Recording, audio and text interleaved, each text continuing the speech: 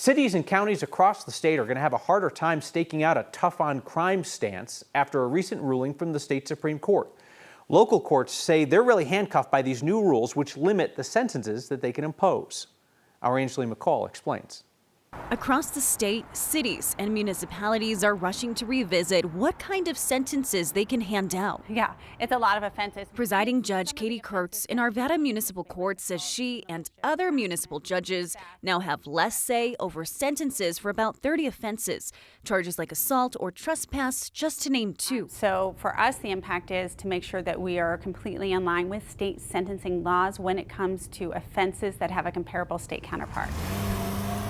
It all stems from a state Supreme Court ruling coming down in December. But since the Supreme Court ruling has come down, now we are limited to what's in the state code. The city of Aurora was part of that litigation, along with city attorney Pete Schulte. I mean, the city council at the time was looking at what was really the crime that was driving, our citizens to feel victimized. And it was one of those deals. Aurora City Council had imposed harsher penalties for certain crimes, retail and auto theft, that Schulte says became too frequent. We really hit hard, our city council did at the time, hit hard to increase those penalties. And there are some members of city council that believe that helped curb some of the criminal activity in those realms. The state Supreme Court ruled municipal sentences cannot be harsher than state penalties. Critics say it takes away local authority. In these particular cases, I do think making sure that we are enforcing the city codes that we have passed, the city council has passed, and holding people accountable can help deter crime. Aurora is already revisiting their municipal code for sentencing.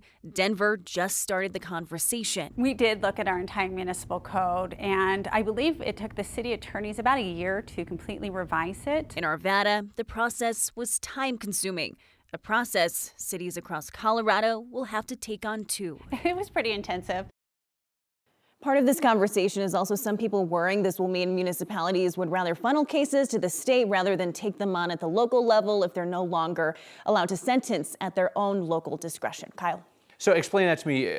So some municipalities will prosecute those municipal crimes at the local level, and then some others just say it costs too much for us to do that? Yeah, there are some municipalities that choose not to do criminal offenses, so they'll stick to things like traffic, animal offenses, or zoning. Now, for the city of Aurora, as an example, it's about $7 million per year to prosecute these municipal criminal offenses, 2,000 cases per year. So you can imagine that some, municipalities who don't really love this, that they don't like, not having authority on it, could just say, we don't really want to deal with this, and just say, state, if you want to prosecute, then that's on you. Here are your cases. Angeline McCall, thank you.